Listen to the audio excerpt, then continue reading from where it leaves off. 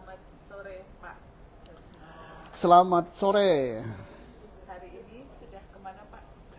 Ya hari ini tadi pagi-pagi lihat jagung gitu, ternyata jagungnya masih biasa belum bisa dipanen gitu. Belum Belum, bisa bikin jagung bakar Pak. belum kira-kira 2 minggu lagi. Nah kalau mau jagung bakar muda bisa, tapi kalau untuk yang sudah agak tua 2 minggu lagi.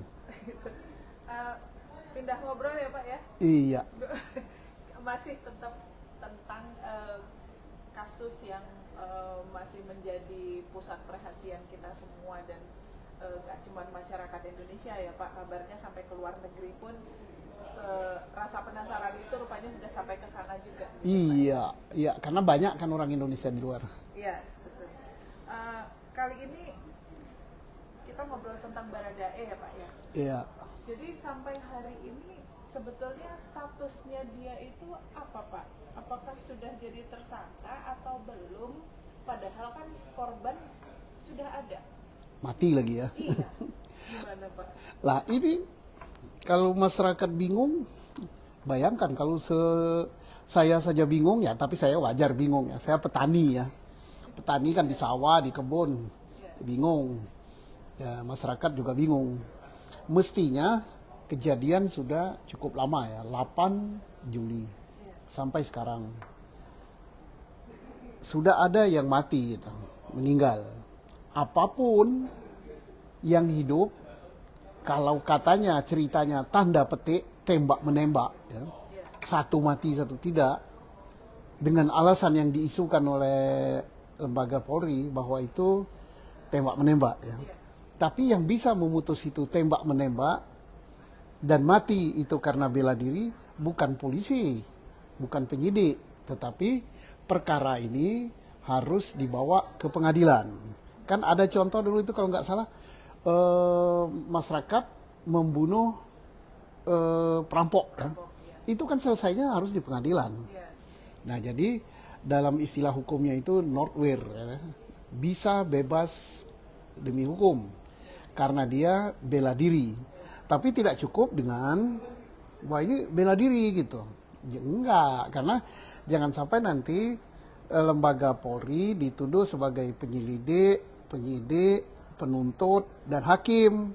Ya tetap kewenangan Polri itu adalah tetap penyelidik, penyidik, kemudian selesai nanti perkaranya diserahkan kepada penuntut umum, jaksa. Habis itu diserahkan, jaksa nyerahkan kepada pengadilan. Nah, dalam sidang kalau terbukti dia betul-betul bela diri, bukan maksudnya bunuh ya, tapi bela diri, maka dia akan bebas. Nanti akan diuji sejauhnya mana bela dirinya, sejauh mana ancaman yang diberikan pada dia sehingga harus dibunuh, harus sampai mengeluarkan 5 peluru ya. 5 peluru keluarnya berapa? 5 peluru kena 7 atau berapa? Saya nggak tahu itu yang dipersoalkan orang. Tapi yang jelas tapi tidak boleh selesai hanya sampai di penyidik Polri. Gitu. Berarti belum bisa ditentukan ya Pak ya, apakah dia ini nanti akan jadi saksi saja ataukah jadi tersangka gitu? Yang jelas dia jadi tersangka. Tetap. Iya, mestinya sekarang Polri harus cepat jadikan dia tersangka. Sejak awal sudah tersangka karena dia kan ngaku dia yang nembak. Kemudian penembakan itu tembak menembak dalam rangka karena dia diancam, dia bunuh diri. Nanti kan dalam penyelidikan polisi harus disidik sejauh mana dia terancam. Bisa nggak dia menghindari ancaman itu? Kalau dia bisa menghindari ancaman itu, tingkat kadar ancamannya tidak terlalu berat, ya dia kena dong. Nah, tetapi kalau memang dapat dibuktikan dengan rekonstruksi, dengan saksi dan sebagainya, betul dia terancam jiwanya, betul kalau dia tidak melakukan itu maka dia mati. Nah, itu pertimbangan hakim. Hakimlah yang bisa mutus, bukan penyidik gitu, bukan juga penuntut gitu. Jadi harus sampai ke pengadilan karena harus terbuka untuk umum gitu, yang akan tahu gitu gimana ceritanya. Gitu. Iya betul. Berarti kalau misalnya nanti disimpulkan bahwa kejadiannya adalah betul tembak menembak dengan alasan bela diri, dia bisa langsung bebas dong? Yang bisa menyimpulkan itu hakim. setelah mendengar keterangan saksi, mendengar keterangan ahli, menurut hasil laboratorium forensik, gitu kan akan dilihat nanti lukanya itu jarak jauh atau jarak dekat, sudut tembakan dan sebagainya. Dengan itu penyidik bisa dugaan kuat bahwa dia betul bela diri gitu. Tapi kalau tidak ada semuanya, keterangan ahli nggak ada, keterangan forensik nggak ada, keterangan apa-apa, langsung ini itu nggak benar itu. Maka lembaga Polri sebagaimana dikatakan orang diduga itu telah mengambil fungsi-fungsi lembaga lain. Tapi saya kira tidak mungkin lah. Polri pasti akan menyidik ini secara tuntas. Ya pertama, penyidik yang cerdas dia tidak akan langsung percaya bahwa ini tembak menembak, tidak akan langsung percaya bahwa ini bela diri, tapi akan melalui proses penyidikan dengan bukti yang lengkap, dengan saksi ahli yang lengkap, baru Polri mengajukan ke penuntut umum mengajukan ke sidang pengadilan. Ya tidak boleh berlama-lama. Ini kan sudah lama ya. Udah ya lebih 3 minggu ya mungkin lah. Habis saya di kebun terus sih, jadi nggak pernah hitung hari ya, Pak? nggak pernah, apalagi TV-nya di sini beruat gitu karena sinyalnya nggak bagus gitu. Karena di gunung. Ya. Lalu Baradae ini katanya jago tembak. Seberapa jago sih Pak dia itu? Nah, untuk membuktikan dia jago tembak atau enggak, kan orang kan tanda tanya ya. Iya. Tembak menembak, satu di atas, satu di bawah, katanya ceritanya di media itu. Iya. Saya nggak datang ke TKP, tapi cerita media.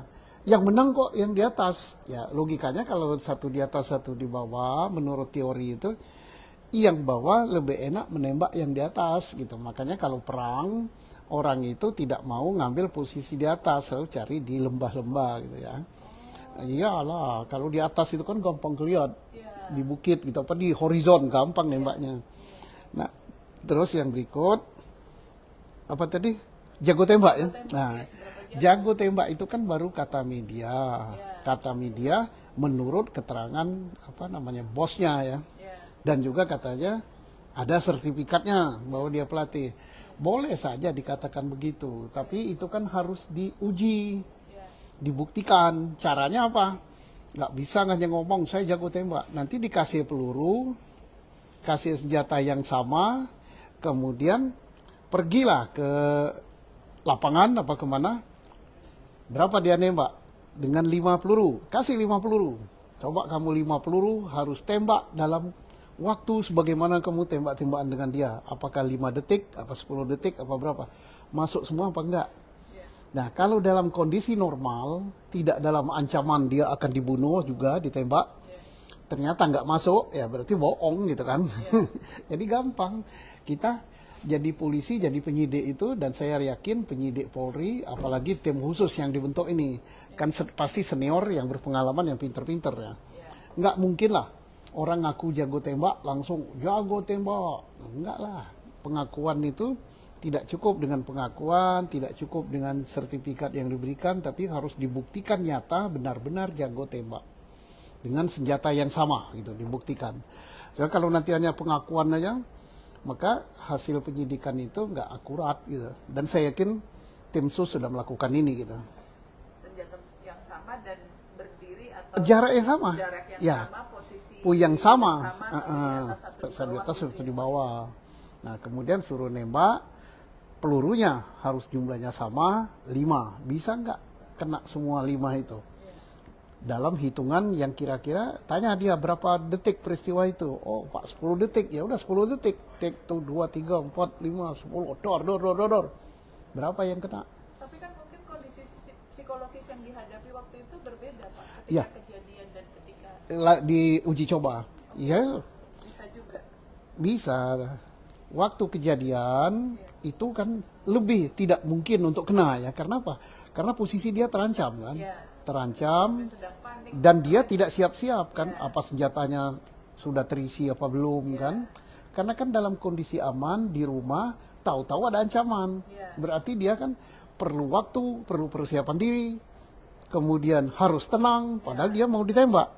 Nah, bisa nggak dia kondisi kayak gitu? Nah, diuji coba dulu dengan kondisi yang tidak seperti itu, kondisi yang tidak dalam keadaan ancaman, peluru 5 kena semua apa enggak? Jangan-jangan nanti peluru 5 nggak kena 6 gitu. 5 peluru yang nggak kena 6, berarti dia bukan jago tembak gitu kan. Tapi kalau soalnya ini agak aneh ya, peluru 5 kena 7 gitu. Nah nanti nggak usah lah, peluru 5 kena semua apa enggak gitu. Tapi jangan juga peluru 5 nggak kena 6 gitu. Nah ini lebih parah ini. Ya Pak, lalu yang beredar juga Pak, isu di luaran bahwa Baradae ini juga sakti katanya Pak. Sakti, enggak lah, masa sakti, dia belajar ilmu sakti di mana? Sekarang sudah zaman gitu. Tapi kalau sakti dalam pengertian itu kan pengertian apa ya? Dikatakan sakti-sakti itu karena dia sampai sekarang belum menjadi tersangka. Mungkin kebal peluru Pak, karena nah, oh iya, itulah. karena nggak ada satupun peluru. Kan tembak-tembakan, Iya. ini di bawah, ini di atas. Yang di bawah nembak duluan dengan 7 peluru, dor nggak kena dia, tergores saja nggak. Oh ya, sakti dia nih. Kemudian dia nembak ke bawah kena. Nah 1, itu mungkin fakta yang benar bahwa dia sakti. Jadi tembakan 7 nggak ada yang melukai dia, ya sakti. Nah, tanda petik ya. Ya supaya nggak tegaknya karena tiba-tiba. Yang kedua mungkin masyarakat atau publik itu menuduh ya, kok mestinya dia sudah ngaku dia yang nembak, ini mati, sudah sejak awal jadi tersangka, ditahan, diapakan, kok sampai sekarang belum ada statement Baradae sebagai tersangka. Jadi sakti ini bukan sakti kebal peluru ya. Masyarakat yang mungkin kesel, mungkin apa, menuduh sakti. Oh ada kutip, ada pelindungnya. Ya pelindungnya bukan atap lah. Nah jadi ini masukan juga buat Polri. Isu itu bukan dari kita ya, tapi beredar di publik, beredar di umum. Ya sebaiknya apa? Ya cepat saja kalau memang dia yang ngaku nembak apa-apa jadikan tersangka. Tapi kalau terbukti dia bukan yang nembak, ada lain yang nembak, maka dia tuh ini membuat suatu kebohongan. Tapi kalau terbukti dia ikut nembak juga, yang nembak bukan satu orang, maka dia turut serta. Kalau terbukti dia otak yang merencanakan penembakan ini, ya dia otaknya. Karena dalam hukum pidana itu kan ada otaknya, ada eksekutor, ada turut serta, ada membantu. Tergantung hasil penyidikan Polri lah. Percayalah pada tim khusus, dan apalagi sekarang kan CCTV sudah berbicara, dibuka oleh Komnas HAM gitu kan. Nah, monggo itu saya yang penting apa namanya? Percaya kita bahwa Polri tidak akan mempertaruhkan kredibilitasnya. Insya Allah itu bisa baik, bisa jalan dan bisa terbongkar sehingga isu ini tidak berkembang lain. Ya. Lalu pertanyaan terakhir Pak, Ya. kira-kira kasus ini ujungnya gimana ya Pak ya? Bisa terungkap atau enggak? Ya, kasus ini kan ada 4 laporannya ya. Ada laporan polisi tentang pelecehan seks, kalau nggak salah 2 dari Pak Sambo, keluarga Pak Sambo, lagi juga dari advokat ya. Nah, kalau yang pertama tentang pelecehan seks ini harus dihentikan. Nah, kenapa dihentikan? Karena orang yang sudah meninggal tidak bisa dijadikan terdakwa atau tertuntut kan, meninggal ya, berhenti demi hukum. Kenapa? Ya ngabisi energi ya, ngabisi solar aja Polri menyidik laporan ini karena tersangkanya udah meninggal. Nah, pada saat Polri kalau menyidik terbukti dia, seandainya terbukti, maka kan selesai disidik Polri harus diserahkan kepada penuntut umum berkas dan tersangkanya. Lah berkasnya diserahkan, tersangkanya gimana? Tersangka dalam kubur kok nggak bisa diserahkan ya. Jadi harus dihentikan. Nah, yang satu, yang kedua laporan dari keluarga korban, keluarga Brigadir J dan advokatnya bahwa ada pembunuhan direncanakan atau pembunuhan atau penganiayaan berat atau apa itu eh, menghilangkan handphone ya. Iya. Nah ini silakan diusut atau disidik gitu, terbukti apa enggak gitu, sehingga nanti jalannya enak, masyarakat tenang gitu. Oh bisa tahu yang ini sudah berhenti, yang ini perkaranya sedang jalan gitu. Ya kalau terbukti misalnya pembunuhan atau penganiayaan, ajukan ke pengadilan lewat penuntut umum. Kalau tidak terbukti, hentikan. Kenapa? Jangan sampai keluarganya Baradae tersandra, keluarganya Pak Sambo tersandra. Kita gini cari keadilan, tidak ingin menghukum yang benar dan tidak ingin juga melepaskan yang salah.